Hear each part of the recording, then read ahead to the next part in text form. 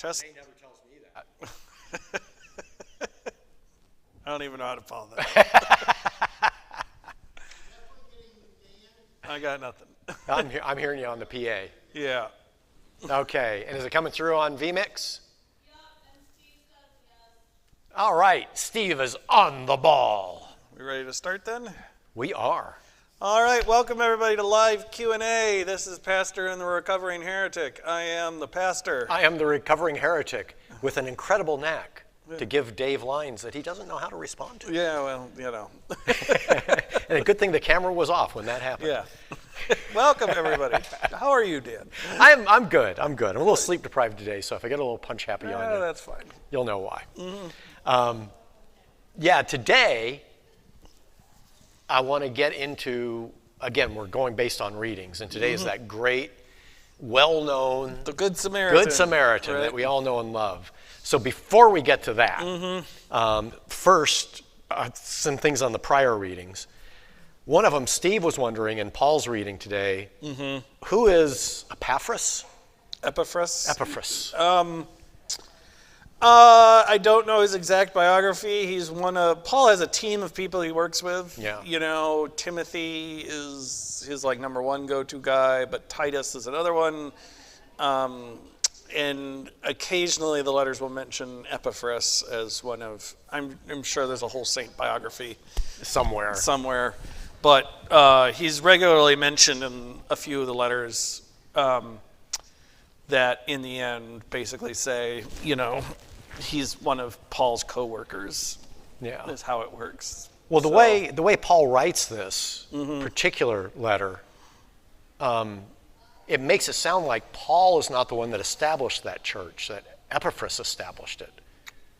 It's just something in the phrasing. Yeah, it is a Pauline church, although Colossians is what we call a disputed letter of Paul. We're not sure Paul actually wrote it. Ah, you know. okay. Yeah, it's one of the Ephesians, Colossians are two of the disputed letters. So we're not. It's hard to tell. Okay. It doesn't mean Paul didn't write it. It just we're not as certain as we are Romans or Galatians or. That explains it, because there are actually two of the readings today. The writing styles were very different. Yeah, so that's what people notice is that Colossians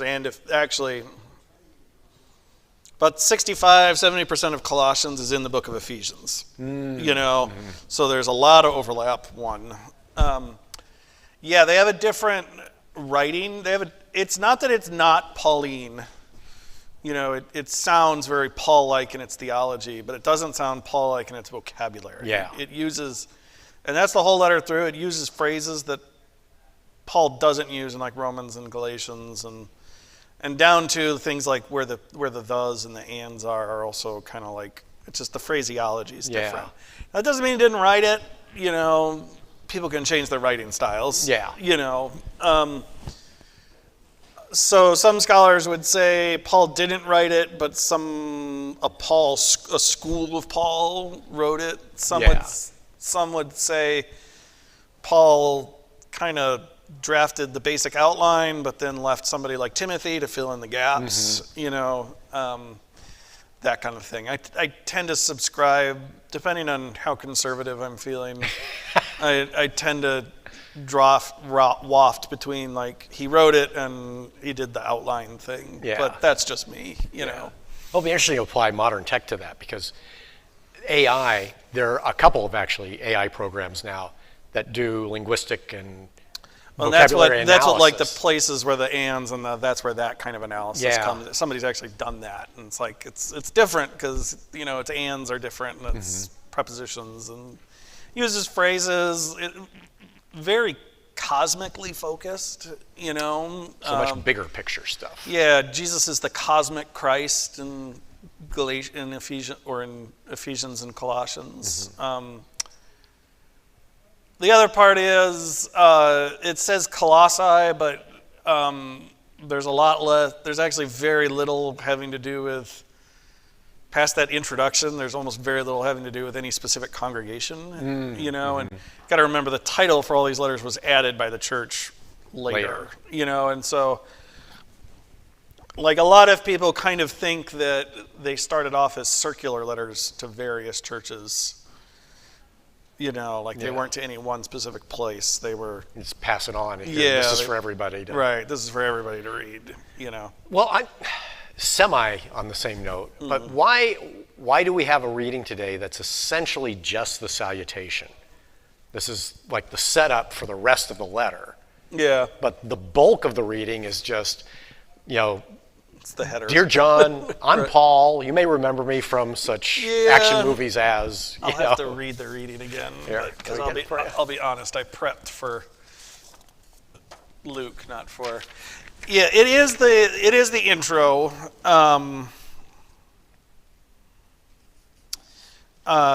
By the way, I do like the old school style of starting a letter. I think we need to bring that back. Paul. It's like a mini biography. Hi, remember me? I'm Paul. Right. I did this. Right. And working with me today is Timothy, who did this. Right. And boy, we're glad to be writing to you today. Right. Yeah, I mean, it's the salutation plus what in Paul's letter we call the thanksgiving, and Paul always has this, except for Galatians, he has this section at the beginning about what he's giving thanks for, and what's important there is that Thanksgiving gives you kind of the general, it's like the thesis statement.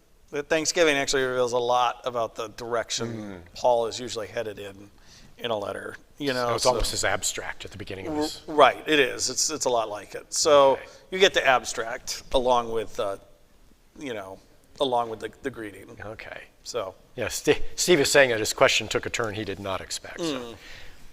Always expect the unexpected from us. Yes.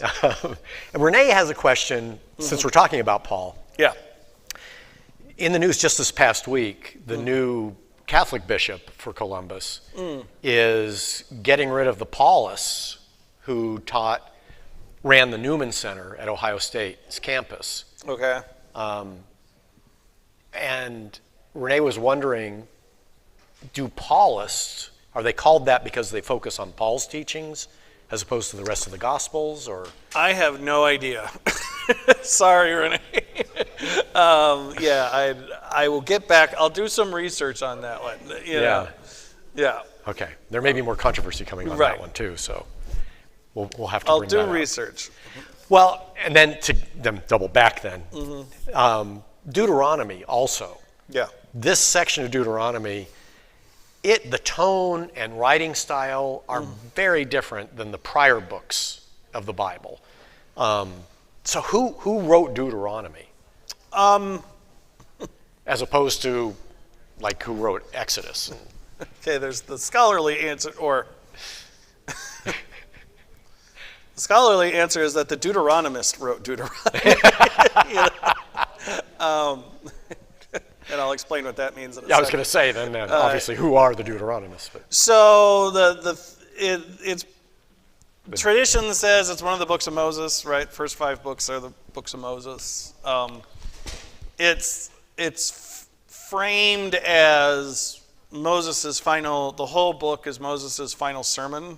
He's on that mountain before they enter before they cross the River Jordan, and he's been told he's not allowed to enter the Promised Land, and so y'all go on, but remember this. So this is my final sermon, and it's basically a rehash of the entire. It's the law as you are entering as you're entering the Promised Land. Them's the rules. Yeah. And so it goes everything from, we get another version of the 10 Commandments. We get stuff about your ancestors really messed this up in the wilderness. Don't be like them. To all the other. There's a lot of random laws in there too. And that I can see thematically how that would work because they didn't have a written language yet. So it makes sense you'd want to give one more verbal reminder. Right, here's the verbal reminder of all the rules before we do this whole conquest thing, And that's kind of a big theme, right? Part of it says in there, as you sit in homes you did not build and reap the benefits of vineyards you did not plant and cities. I.e., as you take advantage of all the stuff you just stole from these people. Right, remember I gave it to you, you didn't do any of this. It was sheerly by my good graces, as God, That's a big theme. So most scholars would tell you the Bible has, in addition to author, editors. All right, and there are different. One of those editors is called, we call him P for the priest, because he writes like a stuffy Episcopalian. Think the stuffiest Episcopalian priest concerned with liturgy, and that's kind of what he sounds like, you know. And we learn about him in our Genesis study. Plug. Thursday nights. Yeah, Thursday nights, Tuesday mornings. Another one's called J for Yahweh, and how those are. We'll get there, but we learn about him in Genesis. Plug. You know, he's another editor. Another one is we call the Deuteronomist. You know, and this editor. He had something to do both with the book of Deuteronomy and basically the history books, everything from Joshua to 2 Kings. And he tells a story in those history books. He gives you Deuteronomy, and then he tells a history of how they failed to live up to Deuteronomy completely. You know. So for him, Deuteronomy is a required setup to the story that follows. To the story that follows, because it's supposed to tell you what they didn't, how they messed up. Even after they got the promised land. After they have this book, how they messed it up, you know, and so you get, and so basically the entire framing of Israelite history from the book of Joshua through the book of 1st and 2nd Samuel, Judges, or reverse that. Joshua, Judges, 1st and 2nd Samuel, 1st and 2nd Kings. That's all the Deuteronomist had something to do with it, and he framed the history in such a way that the root problem is their failure to live up to the rules that they had in Deuteronomy, and that's why the Babylonians destroyed the kingdom at the end of the 2nd Kings. Yeah, it's punishment, essentially. Right. You were given this land under these terms and conditions. You failed to meet them. God took the land back. Yeah. You know, that kind of thing. Your lease is up. Right. Yeah. You know, read your terms and conditions when you sign them, right? So the other part to that is the book of Kings describes a moment when King Josiah discovers the book. It just says the book of the law in the temple. Okay. And it's like they're doing renovations and it's been lost. And he discovers the book of the law, and Josiah reads it, and then he tears his clothes because he realizes how much they haven't been following it. And so he reads the whole book to the entire country to remind them what they're supposed to be doing because they'd forgotten it. And a lot of people think that's the book of Deuteronomy. Okay. You know, yeah. And so whether it really was forgotten, or it was written by some priest and then accidentally found in the renovations, you know, and given to the king, and that kind of stuff. Well, what does Deuteronomy mean? Renee, another one from Renee. She's hoping you can answer this one. I think it's Greek. I think it's literally like Book of Laws, you know, or something like that. So yeah. Not the most creative title. No, like Book of the Law, you know, or something like that. Okay. So Deuteronomy is very concerned with providing for the poor.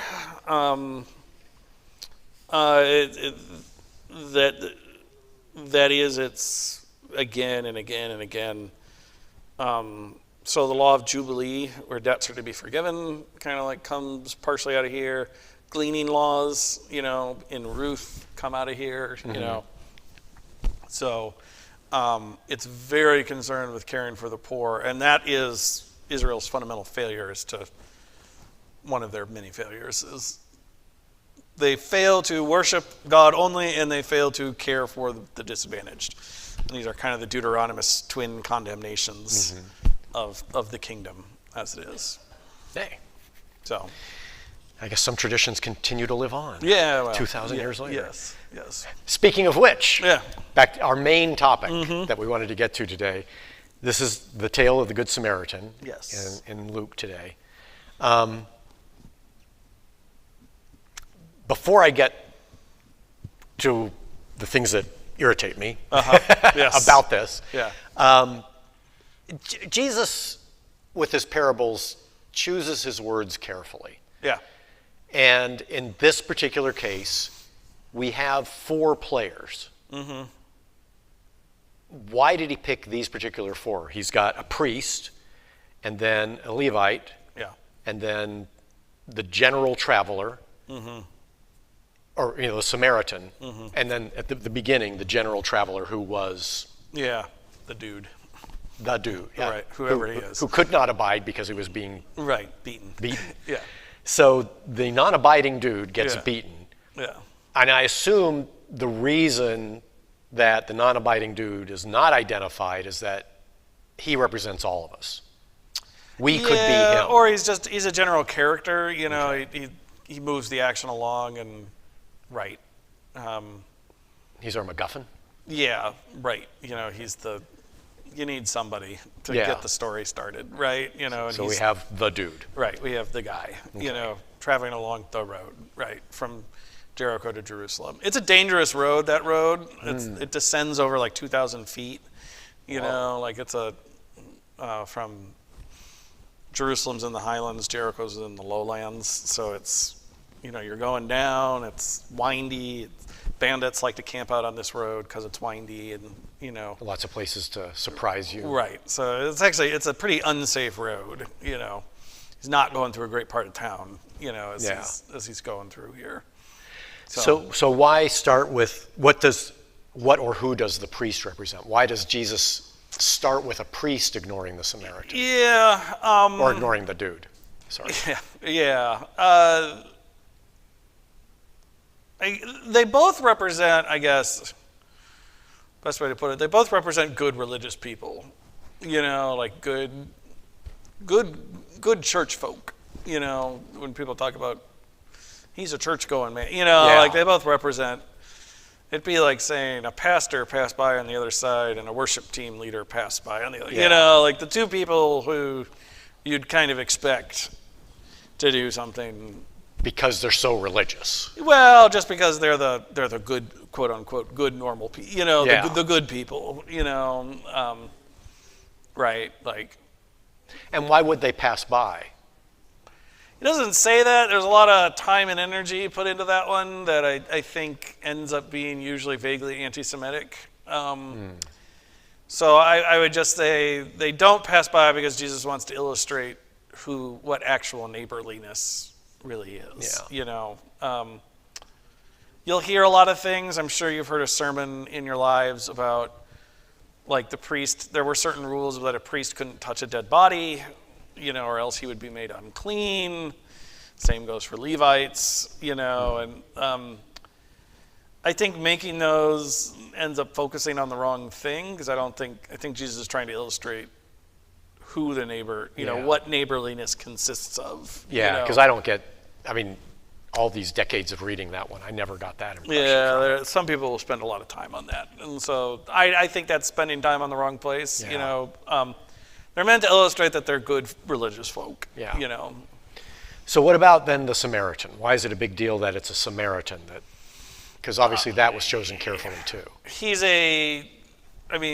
from a Jewish perspective, he's a hated hated.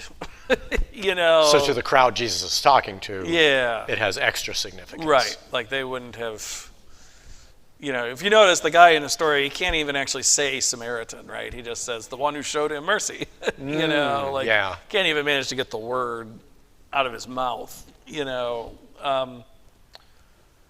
Samaritans are descendants of remnants of the 10 northern tribes of Israel, plus Assyrian colonizers, basically, kind of marriage between the two. Mm-hmm. The biggest debate between the two is which mountain do you worship on? Do you worship on Jerusalem or their mountain, which is Mount Gerizim, Samaritans do not. They have only the first 5 books in the Bible, in their Bible. They don't have any of the Psalms or the prophets or any of that stuff that's not in their scripture. So they would say, from their perspective, the Jews have added stuff to the Bible, Yeah. and they're not pure enough, So they're strictly, what, the Pentateuch? Yeah, How do you pronounce strictly it? the Pentateuch, right. There's nothing else in their Bible. So it's what Moses gives us and nothing more. Nothing more, right. So no Isaiah, none of that stuff. So, right, and the big debate is, do we worship on our mountain or your mountain? This is the central issue. So from a Jewish perspective, they're intermarried half-breeds, quite literally. They're not fully Jewish. They're worse than Gentile because they intermarried with Assyrians. They worship on the wrong mountain, don't have the right temple, don't have the right Bible. None of the things are right. Yeah. And kind of vice versa. So they're hated. I mean, just, like Amy Jill Levine said, this is like saying a Hamas member is the one who did something helpful to the Jewish person. Yeah. It's just that level of hatred, is what we're talking about. Wow. Well, what's getting into some of the roots of that hatred? Kate wonders, what's the deal with worshiping on mountains in general? It's about where holy space, who has the holy space,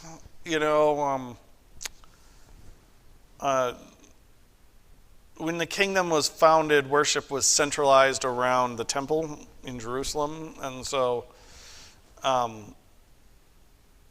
it's about where's the right place to worship is essentially the question. Well, right? was the mountain in Jerusalem any part of the point, or was it just a matter of convenience that that's what we conquered? It was already a nice established city, so we're going to have our capital here, as opposed to it really being holy until the temple was built.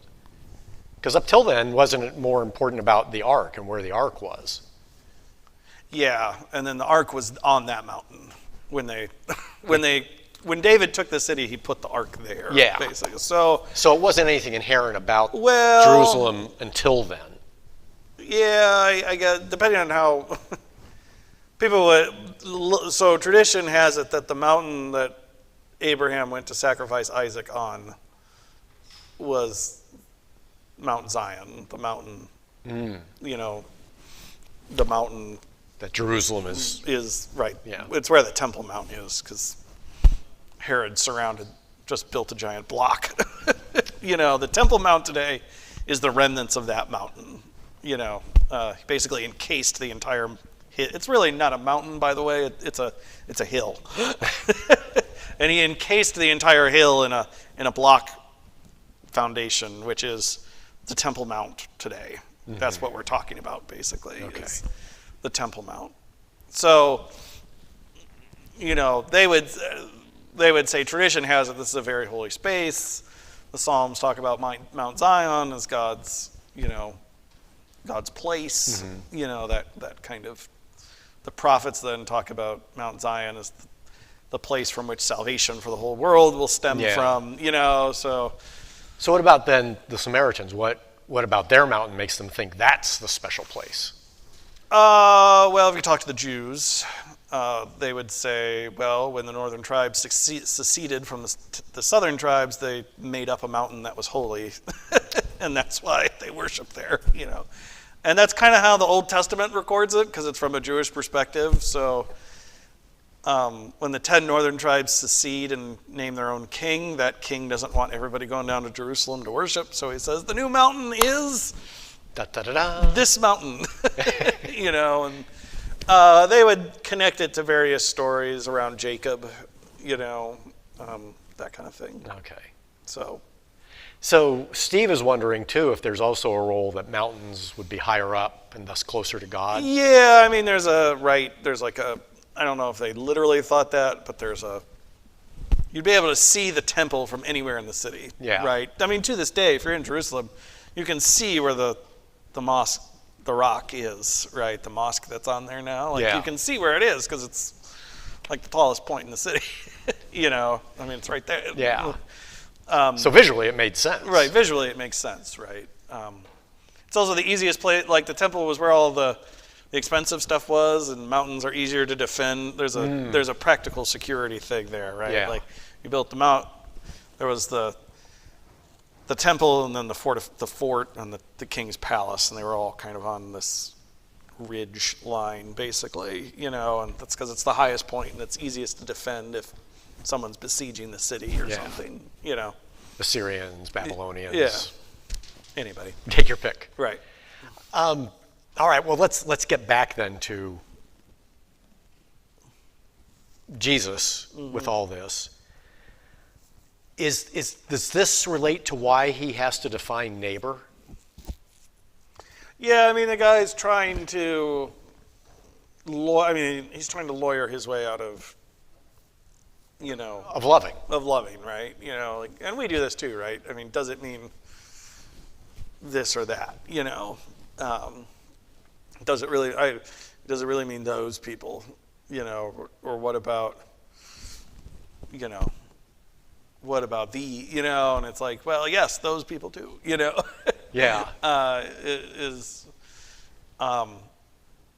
Yeah, those people too. Well, yeah, you're right. We still do that today, and I guess that brings me to the big point and what I find irritating about a lot of stuff when it comes to religion and not just Christianity. Yeah.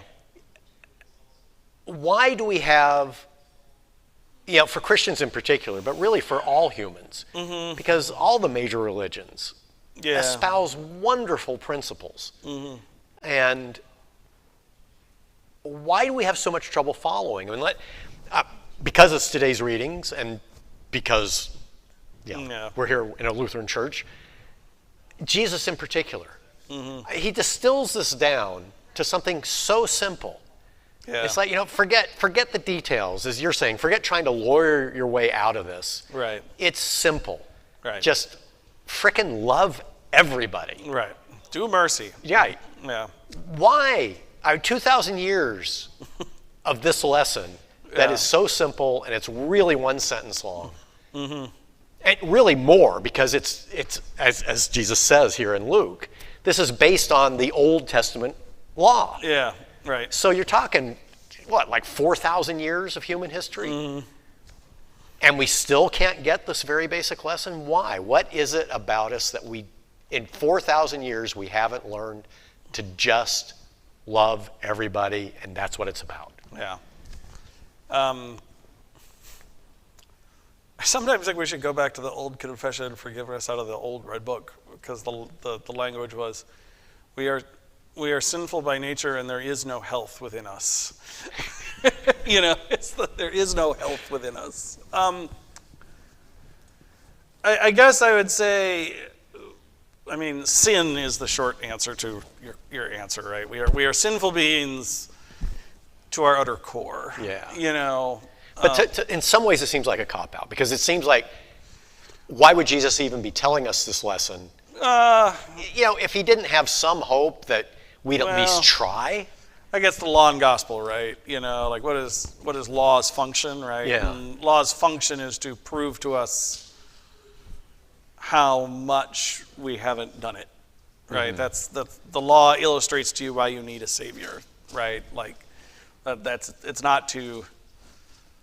It's not first to show you the way that you're supposed to act. It's to prove to you. It's to convince you that you haven't followed it and you are actually in need of something akin to mercy because you're failing so miserably. You've failed so miserably at this, and so in a certain way the story functions as law, right? Like, oh, I haven't been merciful,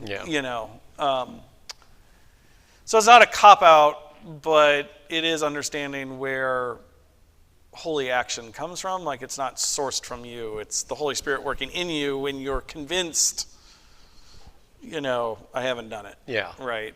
I had a friend say on Twitter recently that she said that basically I am at my best when I'm convinced I don't have a best and I'm in need of someone to help me, But boy, do I try hard not to believe that 9 days out of 10. And there's truth in that, and in that we are really convinced we just need a little help, and then we'll get it. And the short answer is we are totally no. It's not just, give me a little help, I'll be fine. Yeah. It's we are in total need of saving completely, What, and this may be too much for now because we've got to wrap up in like a minute. Yeah. But given that, Uh-huh. if there is grace like that, Yeah. right?